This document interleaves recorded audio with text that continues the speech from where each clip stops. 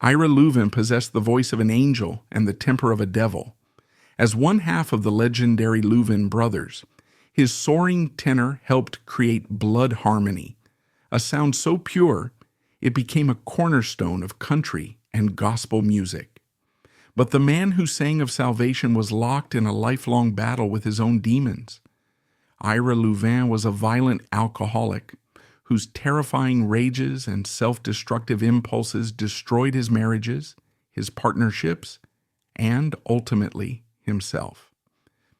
This is the story of that impossible contradiction of sacred songs born from a profane life, and no single event captures that war better than the night his own wife shot him 5 times. In a drunken fury in 1963, Ira tried to strangle his third wife, Faye, with a telephone cord. She broke free, grabbed a .22 pistol, and fired. 4 bullets tore through his chest. Miraculously, every single one missed his vital organs. When police asked if he wanted to press charges, Ira just rasped, "Hell no. I deserved it. I was drunk." How could a man who created such divine beauty also be a vessel for such immense destruction? To find the answer, we must go back to the beginning, to the unforgiving patch of red clay that forged his talent, his faith, and his demons. We have to go to Sand Mountain, Alabama, not just a place on a map, but a place in time, a state of being. They were born Ira and Lonnie Loudermilk in the heart of the Great Depression on a hard-scrabble tenant farm atop Sand Mountain, Alabama. This was no gentle pastoral paradise. Sand Mountain was a massive, flat-topped plateau that rose abruptly from the surrounding Tennessee Valley. To be from Sand Mountain was to be from a place apart, both geographically and culturally. It was a land of red clay so thick it stained your clothes and your soul, a place of punishing poverty, back-breaking labor, and a brand of fundamentalist religion so stark it could chill you to the bone. Life on Sand Mountain in the 1920s and 30s was governed by 2 unyielding and interconnected forces, the seasons and the scripture. The Loudermilk family, like most of their neighbors, were sharecroppers. This was a system just one step removed from feudalism, trapping them in a perpetual cycle of debt to the landowner. They would work from sunup to sundown, 6 days a week, battling the heat, the insects, and the unforgiving earth to coax a cotton crop into existence. At the end of the year, after the landowner took his half and the company store deducted its exorbitant charges for seed, tools, and food, there was rarely anything left but the promise of more debt next year. It was a life of ceaseless toil with no hope of escape. Their world was small, isolated, and intensely private. There were no movie theaters, no public libraries, no distractions. Entertainment wasn't something you bought. It was something you made. It was the whine of a fiddle on a Saturday night, a ghost story told on the porch as lightning bugs blinked in the dusk, or, if you were lucky enough to own one, the faint crackling sound of a distant radio signal. That signal carrying the magical, almost mythical world of the Grand Ole Opry from Nashville was a lifeline, a whisper from an entirely different universe. But the true, undeniable center of this universe was the church. And this was not the quiet, contemplative church of stained glass and gentle sermons. This was the church of the sacred harp, of shape note singing where the congregation became a raw, powerful choir, their untrained voices joining in dissonant, haunting harmonies that filled the rafters. This was the church of fire and brimstone preachers, men who paced the pulpit, their voices rising from a whisper to a roar, painting vivid, terrifying pictures of hellfire and eternal damnation. In this world, Satan was not a metaphor for human weakness. He was a literal, physical, lurking presence. He was in the shadows of the woods, in the bottom of a whiskey bottle, in the heart of a gambler. He was actively trying to drag you down into a lake of fire. Sin was real. tangible, and its consequences were eternal. Salvation wasn't a quiet, internal prayer. It was a loud, passionate, soul-shaking cry to the heavens, a public declaration of war against the forces of darkness. This was the very soil in which the Louvin Brothers' music took root. It was a sound born of hardship, shaped by fervent, fearful faith, and haunted by a deep-seated personal understanding of the devil. The tensions that would define their music and Ira's life were all present in this small world on top of a mountain. Embodying the harshness of this world was their father, Oliver Loudermilk. He was a man forged by the depression, hard as the clay he farmed. To him, life was a matter of survival, and anything that didn't contribute to that survival was a frivolous, even sinful waste of time. He worked his sons relentlessly in the fields, believing that hard labor was the only cure for idleness and temptation. He was a man of few words and a quick, heavy hand who wasn't afraid to use his fists or a leather belt to enforce his will. He despised music. He saw it as a distraction, the devil's handiwork, designed to lure young men away from their duty. The sound of a guitar or a mandolin was to Oliver the sound of failure. The source of all tenderness, all beauty, all music in the Loudermilk household was their mother, Georgie. She was the quiet, resilient heart of the family. While Oliver represented the unforgiving law of their world, Georgie embodied its grace. It was she who sang the old songs while she worked, her voice filling the small shack with melodies that had been passed down through generations, heartbreak ballads from the British Isles, stark gospel hymns from the Appalachian tradition. She saw the light in her boys, especially in her intense, sensitive, and volatile older son, Ira. She recognized his prodigious, almost unnatural musical talent. While Oliver tried to beat the music out of him, Georgie secretly nurtured it. She encouraged them to sing, to harmonize, to find in music a refuge from the bitterness of their daily existence and the fury of their father. So from their very first breaths, Ira and Lonnie lived within this powerful duality, the harsh, unforgiving, silent world of their father and the gentle, melodic, loving world of their mother. The terrifying threat of hellfire, thundering from the pulpit, and the transcendent promise of salvation whispered in a gospel harmony. This was the crucible that forged Ira Loudermilk. It gave him his peerless voice. It gave him his lyrical obsessions. It gave him his genius. And buried deep within that same crucible, it planted the explosive seeds of the demons that would one day grow to consume him whole. His greatest art would come from trying to reconcile these warring forces, and his personal destruction would come from his ultimate failure to do so. The war had begun long before he ever stepped on a stage. The first battlefields were a cotton field, a church pew, and the four walls of a tiny mountain shack. From these early spiritual battlefields, the cotton field, church pew, and family shack, a quiet rebellion emerged, fought not with fists but with melody and strings, forging a sanctuary against their harsh world. For a boy like Ira, whose inner world was a tempest of emotions with no acceptable outlet, music was not just a passion, it was the forging of a weapon and the building of a sanctuary, an act of creation in a world defined by destructive hardship. The war inside Ira Loudermilk began with an act of rebellion. It wasn't a loud, defiant shout. It was a quiet, secret creation.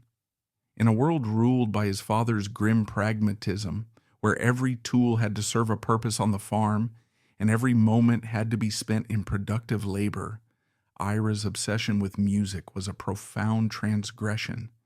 It was a declaration that his soul needed something more than cotton and corn to survive.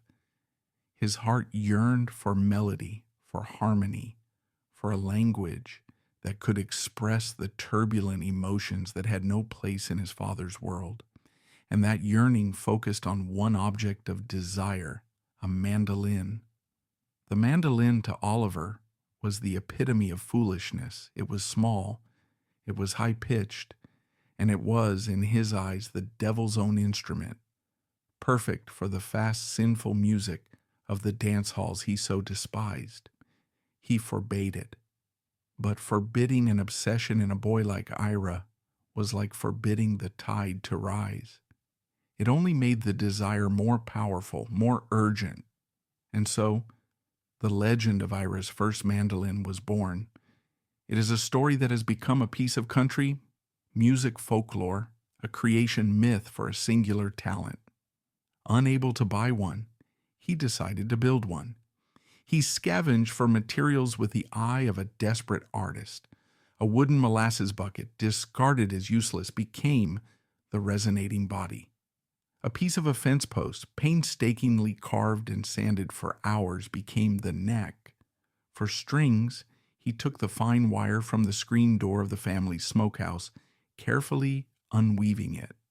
It was a Frankenstein's monster of an instrument, a crude, misshapen thing born of pure will. When it was finished, he held it in his hands. It wasn't a priceless Gibson, but it was his. He plucked the screen wire strings. The sound it produced was likely thin, tinny, and discordant. It was probably more of a dull thud than a musical note. But to Ira, it was the most beautiful sound in the world. It was the sound of defiance. It was the sound of his own soul, finally given a voice. This secret instrument became the catalyst for a secret alliance. He and his brother Charlie would sneak away from their chores, finding refuge deep in the woods or in the hayloft of the barn. Anywhere they were, beyond the reach of their father's hearing. There, in their hidden sanctuary, the Louvin Brothers sound was born. It was a sound forged in whispers, practiced in fear. Ira, with his innate explosive talent, took the lead. He was the teacher, the band leader, the demanding visionary. Charlie, ever the steady, loyal brother, became his first and most important student. The dynamic that would define their entire career was established in those clandestine rehearsals. Ira was a relentless perfectionist. He would hear a harmony in his head, a perfect celestial sound, and he would not rest until he had replicated it with his brother's voice. "No, Lonnie, not like that," he would hiss, his frustration mounting. "It's got to ring. You got to feel it right here," he'd say, poking his brother in the chest. "Sing it again." And Charlie would sing it again and again, over and over for hours, until their voices blended so perfectly that the notes seemed to lock into place, creating that shimmering third sound that was neither Ira nor Charlie, but something new, something uniquely theirs. It was in these secret sessions that they learned to sing as one, their bond deepening with every note, a bond forged in defiance of the one man who should have been their greatest supporter. As they grew into young men, the dream of a life beyond the cotton fields grew more intense. The music was no longer just a refuge, it was an escape plan. They began playing at local church events and on tiny low-wattage radio stations. Their reputation as the Loudermilk Brothers spreading through the small communities of northern Alabama. The moment they had saved enough money, they made their move. They left Sand Mountain. It wasn't just a change of address, it was an act of liberation, an escape from the 15-hour workdays, the crushing poverty, and the looming, disapproving shadow of their father. Their first steps into the professional world were tentative. They played on street corners, their open guitar case collecting nickels and dimes from passers-by. They learned how to read a crowd, how to project their voices over the noise of the street, how to sell a song with nothing but their raw talent. But just as they were beginning to find their footing, the wider world intruded in the most dramatic way possible. The attack on Pearl Harbor plunged the United States into World War II. The attack on Pearl Harbor plunged the United States into World War II, and it was Charlie who was drafted into the Army Air Forces. The war ripped the brothers apart, separating the two halves of their unique harmony. While Charlie served overseas, Ira remained at home, trying to keep the music alive with other partners. But the magic was gone. The blood harmony could not be faked. For Ira, the separation was a long, frustrating intermission in their shared dream, intensifying his drive to succeed once they were finally reunited. While Ira was away, Charlie tried to keep the music alive, playing with other partners, but the magic was gone. The blood harmony could not be faked. The years apart were a long, frustrating intermission in their shared dream. When Ira returned, he was harder, more intense, and more driven than ever. The war had stolen years from him, and he was desperate to make up for lost time. They reunited, and the decision was made. This was it. No more half measures. They would dedicate their lives to music, come what may. They moved to Memphis, a bustling musical city, and began the grueling life of aspiring artists. Their days were spent in manual labor. For a time, they worked at a Sears, Roebuck, and Company department store, sorting packages and loading trucks, their hands growing calloused in a new way. But their real work began before the sun came up. They had managed to land a spot on a local radio station, performing live every morning at the crack of dawn. The pay was virtually non-existent, but the exposure was priceless. So they would rise in the dark, their bodies aching from the previous day's labor, and make their way to the studio. There, for a brief 15-minute window, they would pour all of their exhaustion, their hopes and their frustrations into the microphone, their voices pure and clear, a startling moment of beauty in the pre-dawn gloom. It was during this time that they caught the ear of a man who would change their lives, the legendary songwriter and publisher Fred Rose. He recognized the raw, untapped genius in their sound, but he also saw a problem. Loudermilk, he told them, was too long, too rural, too clumsy for a marquee. He suggested a change, and so the Loudermilk Brothers ceased to exist. In their place stood a new entity with a name that was sleeker, more modern, more memorable, the Louvin Brothers. It was more than a marketing decision. It was a symbolic shedding of their past, a final cut of the cord that tied them to Sand Mountain and to the Father who had never believed in them. Now, armed with a new name and a powerful connection in Nashville, they believed their moment had arrived. But the struggle was far from over. In fact, it was just beginning. The Louvin Brothers sound was a beautiful anachronism. In the late 1940s and early 50s, country music was dominated by the rough and tumble sound of honky-tonk, popularized by titans like Hank Williams and Lefty Frizzle. It was the music of jukeboxes and barroom brawls, songs of cheating, drinking, and heartbreak set to a driving, danceable beat. Into this landscape came the Louvin, with their high, tight harmonies, their deeply religious gospel numbers, and their sentimental heart songs that sounded like they belonged to a bygone era. They were purists in an industry that was rapidly commercializing. They managed to secure recording contracts with small labels like Apollo, and later a brief unsuccessful stint with the major label Decca Records. But nothing clicked. The recordings were often poorly produced, and the record labels had no idea how to market them. They were caught in a musical no man's land. The honky-tonk crowd found their gospel songs too preachy. The church crowd, in turn, condemned their secular songs of tragedy and loss as the devil's work. This period of relentless struggle took a heavy toll, especially on Ira. Every failed record, every indifferent audience was a personal rejection. He poured his entire being into the music, and the world, it seemed, did not care. The frustration curdled into bitterness, and he began to seek solace and courage at the bottom of a bottle. Alcohol temporarily quieted the voice of failure in his head, but it also unlocked the door to the darker corners of his personality. The quick temper he'd always possessed now flared into frightening rages. The perfectionism that made him a brilliant musician made him an impossible bandmate. He saw compromise as a form of failure, and his frustration was often directed at the person closest to him, his brother. The bond forged in secret against their father was now being tested by the pressures of a world that refused to listen.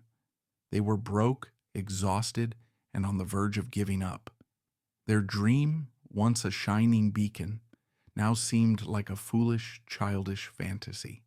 They were lost in the wilderness with no clear path forward, and the sound of their beautiful, one-of-a-kind music was being swallowed by the silence of failure. But even in the deepest silence, a single voice can change everything. For a dream to survive such a prolonged starvation, it requires an act of faith, not just from the dreamers themselves, but from someone on the outside who can still hear the music when the rest of the world has gone deaf. In Nashville, a man was listening, and he was about to make a phone call that would finally, after years of struggle, rescue the Louvin brothers from the brink of oblivion and thrust them into the blinding spotlight they had always believed was their destiny. Just before that call, the dream was dying.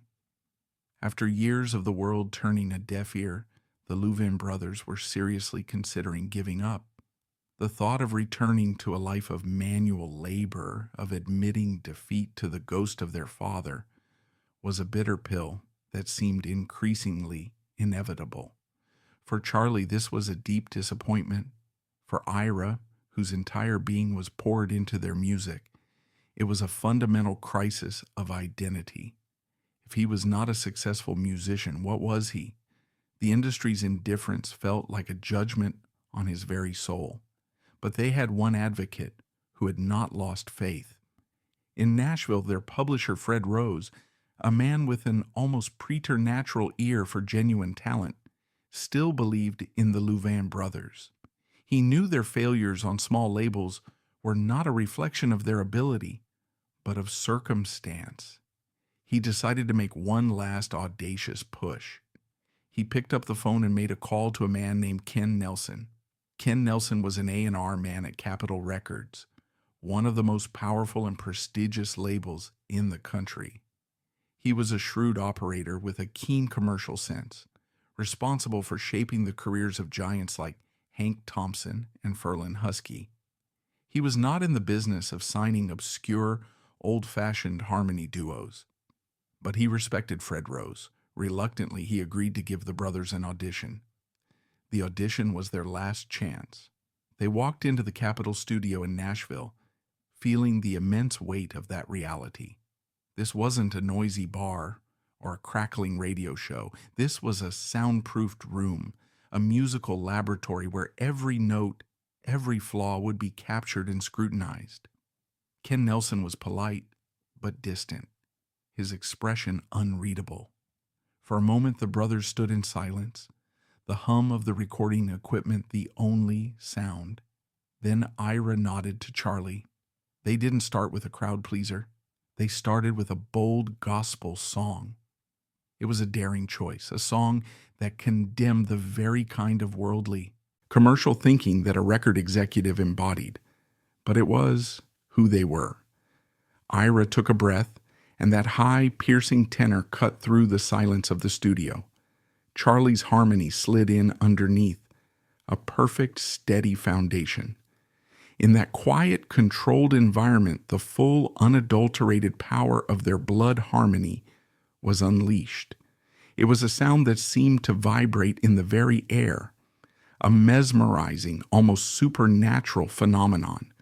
The interweaving of their voices was so intricate, so emotionally potent, it was startling.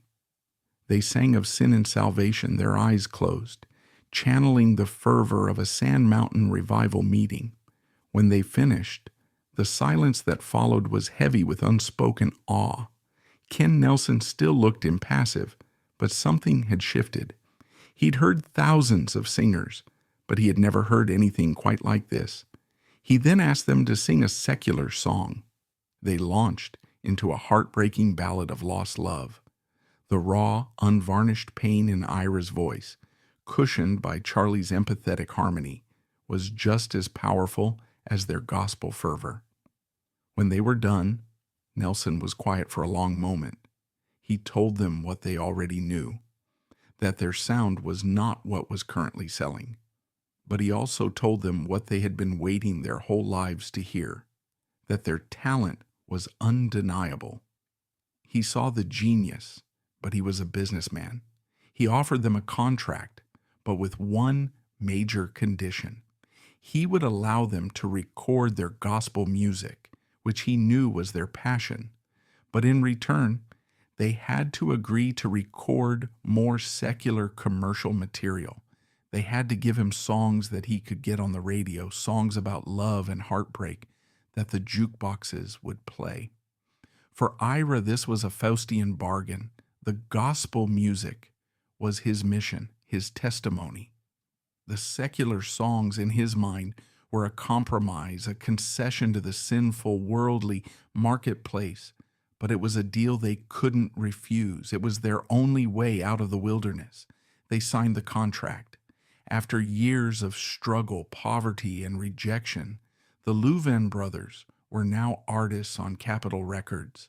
The feeling was a dizzying mix of elation, relief, and a small nagging dread of the compromise they had just made.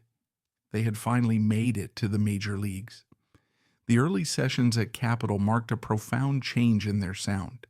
Ken Nelson was a masterful producer.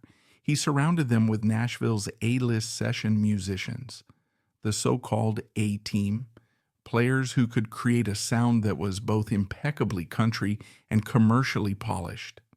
Nelson's production smoothed out the Louvin's raw mountain edges, making their sound more palatable for a national audience without sacrificing its core emotional power. The breakthrough came in 1955 with a song Ira wrote called When I Stop Dreaming. The song is a quintessential Louvin Brothers ballad, a tale of undying, almost pathologically obsessive love. The lyrics, pledging a love that will only end with death, perfectly mirrored Ira's intense all-or-nothing personality. The record was a hit. For the first time, they heard their own voices pouring out of radios across the country.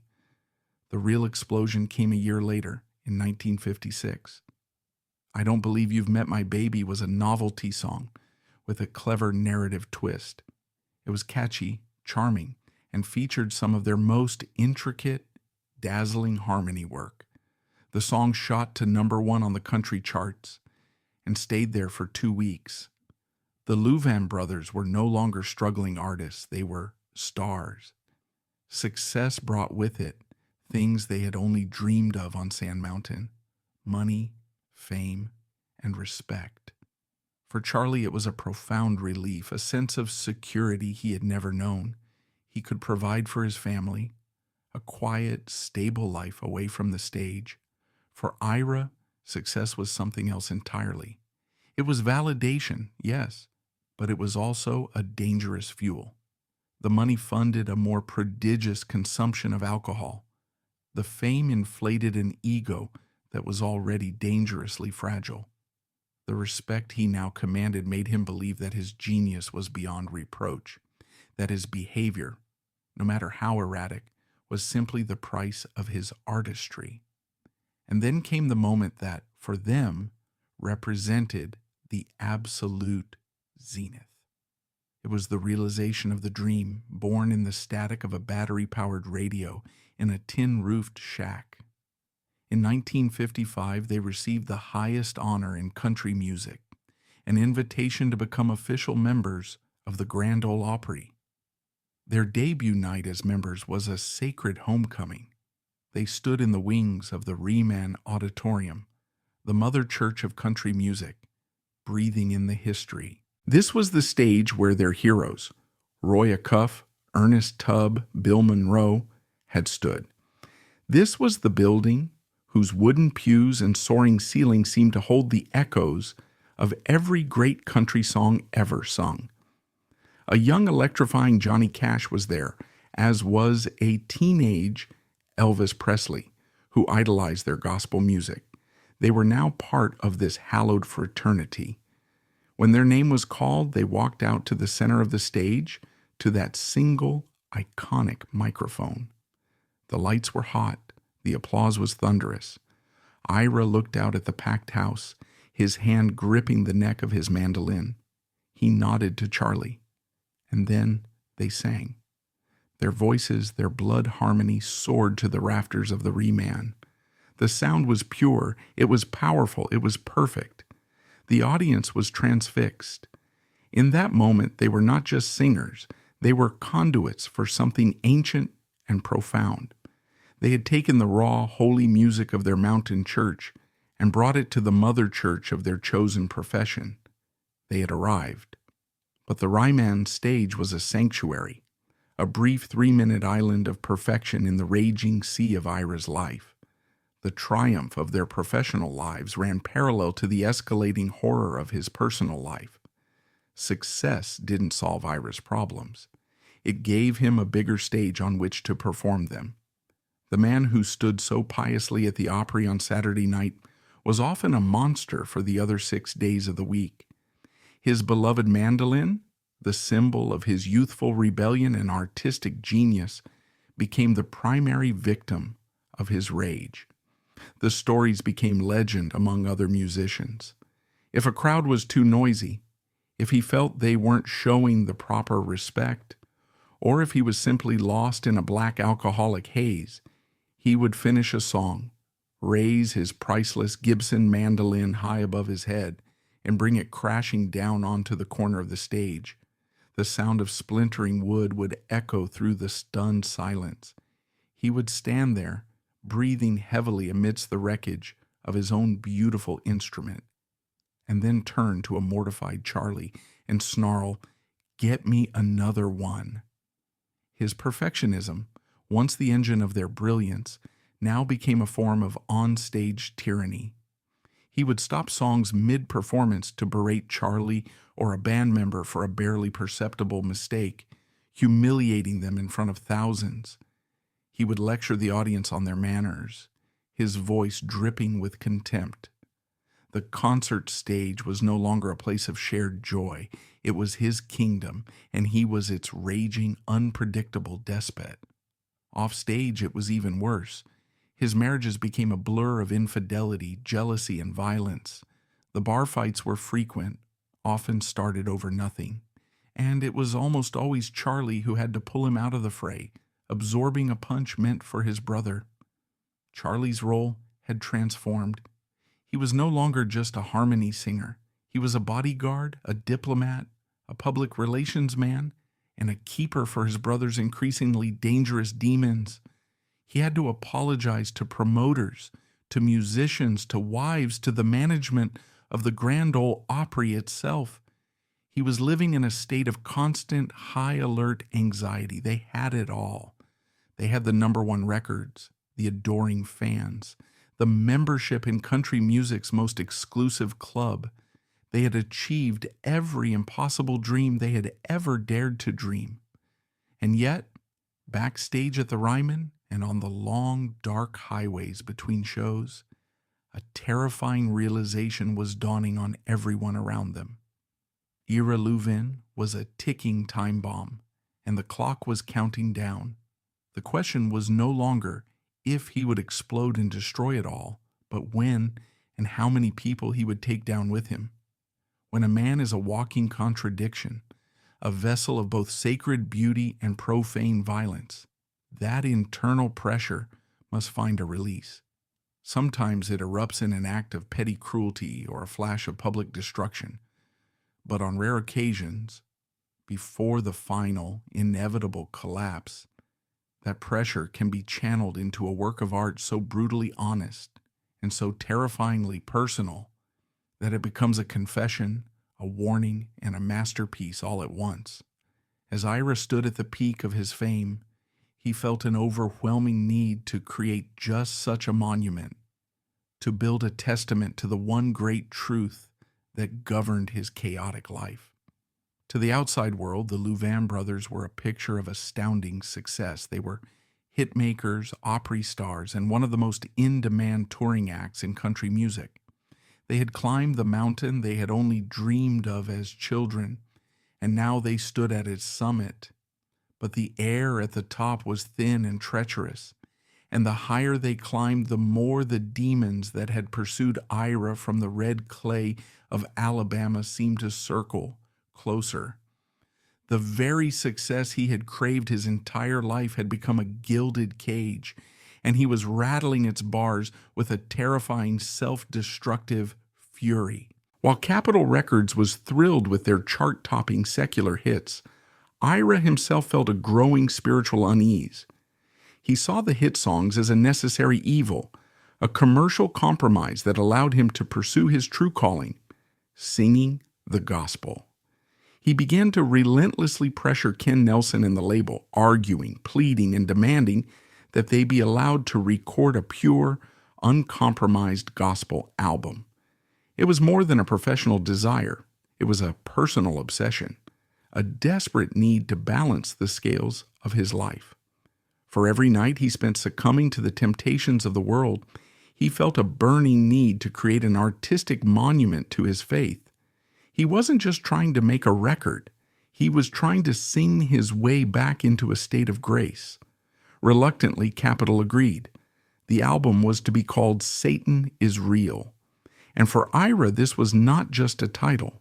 It was a foundational truth, and he was determined to make the album cover a literal, shocking depiction of that truth. This would not be a gentle image of praying hands or a peaceful church. This would be a confrontation. What followed has become one of the most bizarre and legendary photo shoots in music history. Ira conceived and directed the entire affair like a mad, visionary filmmaker. He found a rock quarry outside Nashville and declared it the perfect stand-in for the pits of hell. He and Charlie, along with a few friends, descended into the quarry. A friend was commissioned to build a 12-foot tall devil out of plywood, which they painted a horrifying, cartoonish red, complete with a pitchfork. Then came the fire. They gathered a massive pile of old, discarded automobile tires, stacked them high, doused them in kerosene, and set them ablaze. A thick, acrid black smoke choked the air, and the heat from the flames was intense. In the middle of this surreal, suffocating, man-made inferno, Ira placed the plywood Satan. He then instructed his and Charlie's children to lie on the ground, as if they were dead. Finally, he and Charlie, dressed in immaculate, pristine white suits, stepped into the frame and posed piously, their hands clasped, looking toward the heavens as if in prayer. The resulting image is a masterpiece of outsider art, both terrifying and absurd. It is a perfect, unfiltered glimpse into the mind of Ira Louvin. The two brothers, symbols of public piety in their clean white suits, stand calmly before a literal manifestation of the hell that was raging inside Ira's soul. He wasn't content to just sing about the battle between good and evil. He had to build it, set it on fire, and take a picture of it. He was trying to show the world, in the most graphic way imaginable, the war that he was losing. The music inside the album sleeve was every bit as raw and confrontational as the cover. This was not the gentle, comforting gospel of Sunday school. This was the stark, terrifying fire and brimstone theology of their youth, delivered with an urgency that bordered on panic. The harmonies were tighter and more chilling than ever. The title track is the album's centerpiece, a spoken word sermon delivered by Ira over a sparse, ominous guitar.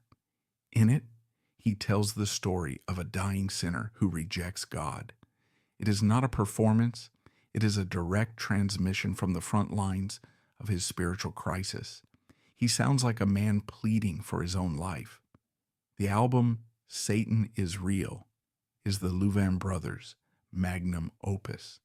It is the moment where their art, their faith, and Ira's personal torment converged into a single, breathtaking statement.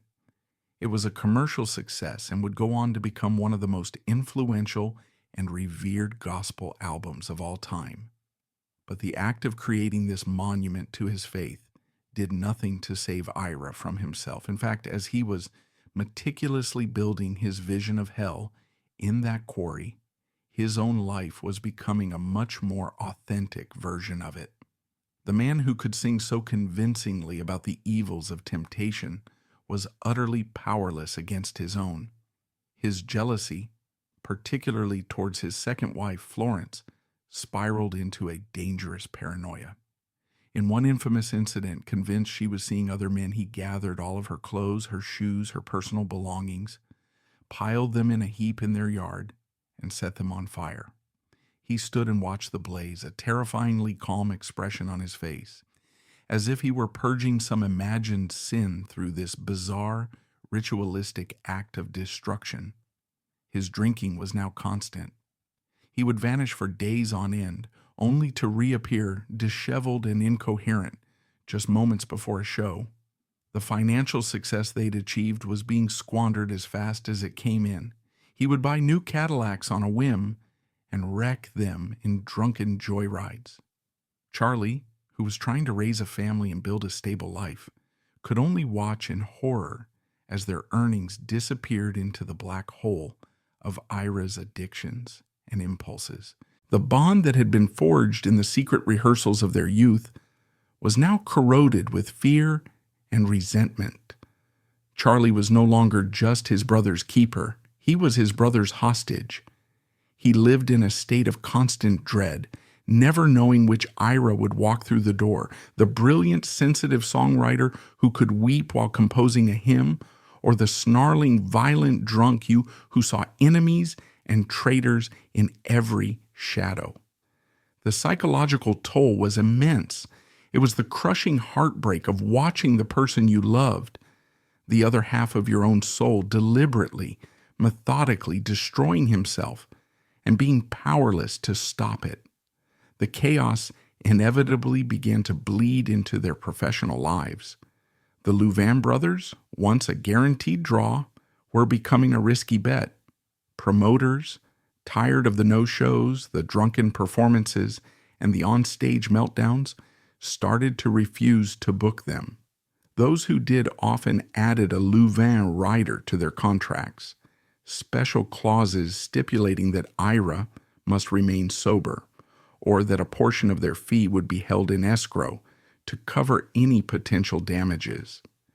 The greatest harmony duo in country music was now seen as a toxic liability.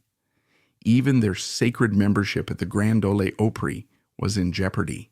The management, who revered their talent but could no longer ignore their reputation, began issuing stern warnings and ultimatums.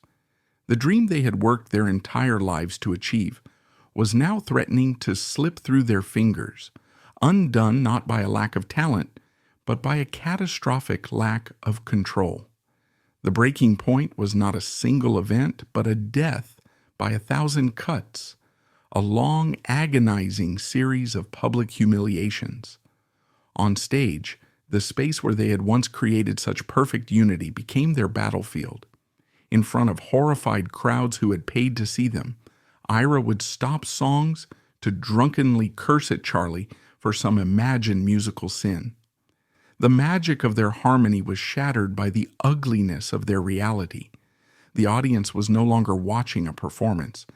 They were witnessing the live, pathetic disintegration of a family. For Charlie, the moment of finality came after one such show. After another night of enduring the insults, of covering for the mistakes, of feeling the mixture of pity and disgust from the audience, he knew something had to end. It was no longer about the music or the career. It was about survival, his own survival and his family's.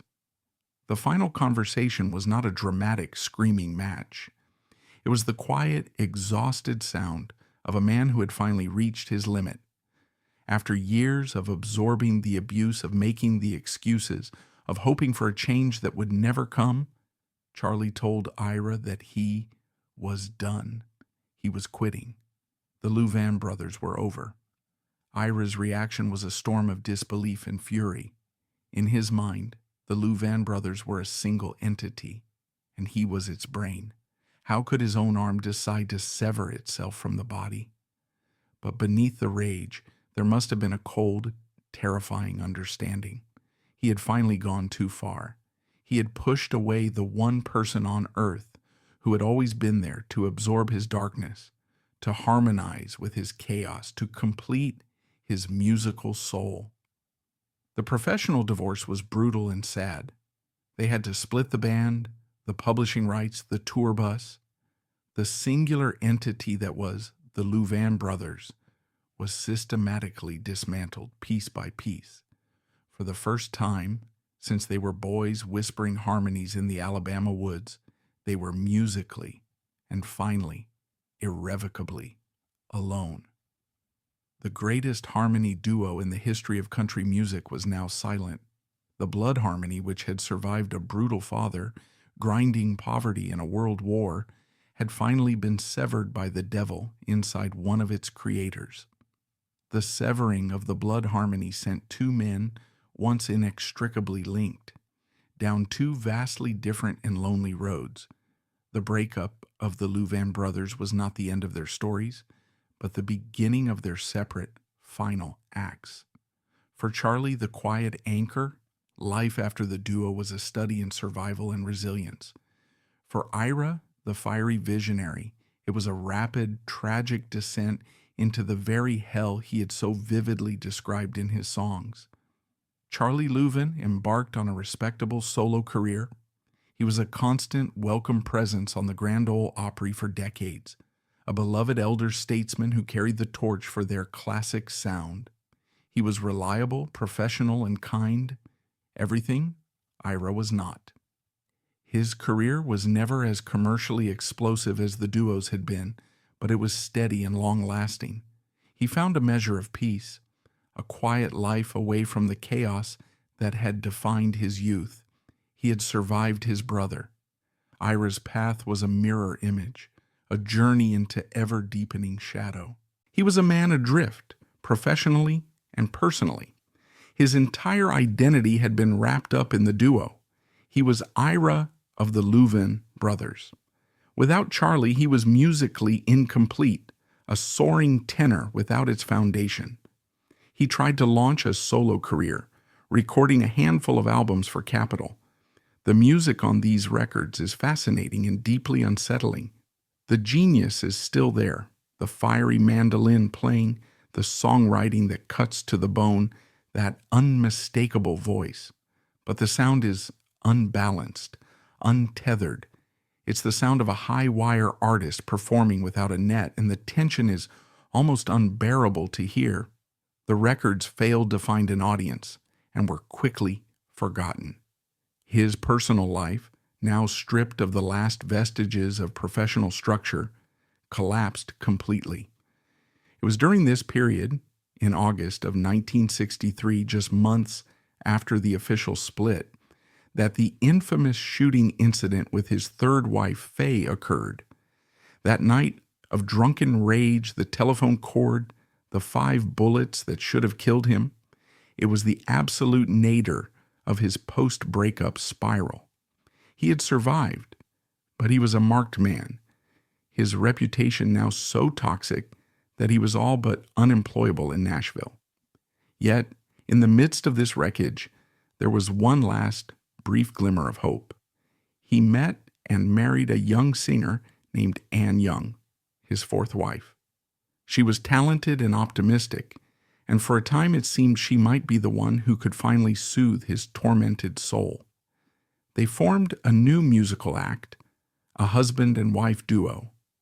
In a way, he was desperately trying to recreate what he had lost, to find a new harmony to fill the void left by his brother. Together they hit the road, but it was a different road than the one he had known. The package tours with fellow Opry stars were gone. Now they played in small, smoky beer joints, VFW halls, and country fairs. It was a humiliating step down for a man who had once been a #1 selling artist. He was a former king living in exile, playing for sparse crowds who were often more interested in their next drink than in the music of a faded star.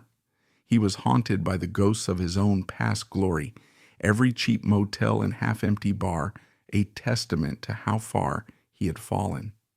Yet, according to those who saw them during this time, he and Ann were genuinely trying.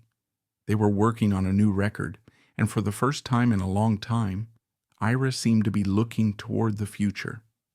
In June of 1965, Ira and Ann were driving back to Nashville from a performance in Kansas City. It was a long 13-hour journey through the heart of the country. For once, Ira was not drinking. He had a cooler of soda in the car. He and Ann were talking excitedly about the new songs they were writing. There was a sense, however fragile, of a new beginning. Near Williamsburg, Missouri, in the dead of night, they encountered a traffic backup due to road construction and came to a stop.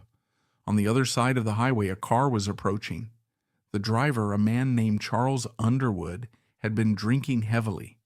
His car drifted across the center line, its headlights careening directly toward Ira and Ann's vehicle. There was no time to react, nowhere to go. The head-on collision was catastrophic. Ira Louvin, the man who had survived a world war, who had survived countless bar brawls, who had miraculously survived being shot 5 times at point-blank range, was killed instantly. He was 41 years old. His wife, Ann, was also killed along with 2 other people in the drunk driver's car. The final brutal irony of Ira Louvin's life is almost too perfect, too cruel to be believed. A man whose life and career were so systematically, so thoroughly destroyed by his own alcoholism, died completely sober, the victim of another man's drinking. It was as if the devil he had sung about, the very demon he had embodied for so long, had been let loose upon the world and had finally come back to claim him, wearing a stranger's face. The man who had spent his life running from a damnation of his own making met his end in a random, senseless tragedy on a dark Missouri highway. A man's life ends, but his influence can ripple through generations in the most unexpected ways. In death, Ira Louvin achieved the widespread artistic recognition that had often eluded him in life. While he was gone, his music began a slow, powerful resurrection. His ghost began to haunt the landscape of popular music. The first and most obvious echoes could be heard in the ringing harmonies of the Everly Brothers. Don and Phil Everly took the Louvin's blood harmony blueprint, smoothed out its raw Appalachian edges, and infused it with the energy of rock and roll. They sold that sound to millions, creating a vital bridge between the country world and the pop charts. Every perfect harmony on Bye Bye Love, or All I Have to Do Is Dream, owes a profound debt to the 2 brothers who first perfected that sound on Sand Mountain. The true revival, however, came from an unlikely source, the burgeoning country rock scene of the late 1960s. A visionary young musician named Graham Parsons, the scion of a wealthy Florida family, was on a quest to create what he called cosmic American music, a soulful blend of country, rock, folk, and R&B. He discovered the Louvin Brothers catalog and recognized it as the authentic beating heart of the American music he was trying to define. In 1968, with his band The Byrds, he recorded a stunning version of The Christian Life, introducing the Louvin stark theology to a generation of rock fans. Later, when Parsons teamed up with a young, unknown singer named Emmylou Harris, the Louvin sound became their holy grail. He taught her their songs, deconstructing their complex harmony arrangements, note by note. Their duets on songs like Love Hurts were a direct attempt to capture the emotional intensity of the Louvin style. After Parsons' own tragic death, Emmylou Harris became the most important keeper of the Louvin's flame, recording their songs throughout her career and championing their legacy to anyone who would listen. She once said, "The Louvin brothers are, for me, the pinnacle. They are the most direct, the purest, the most powerful." Through Parsons and Harris, the Louvin sound was reborn, creating the template for virtually every Americana and alternative country duet that followed. And so we are left with the final difficult question. What are we to make of a man like Ira Louvin? A man who sang like he was touching the face of God, yet lived like he was shaking hands with the devil. Was he a tortured artist? A victim of the disease of addiction and the trauma of his upbringing? Or was he simply a violent, abusive man who happened to possess a divine gift? The truth, uncomfortable as it is that he was all of these things. There is no simple moral to his story.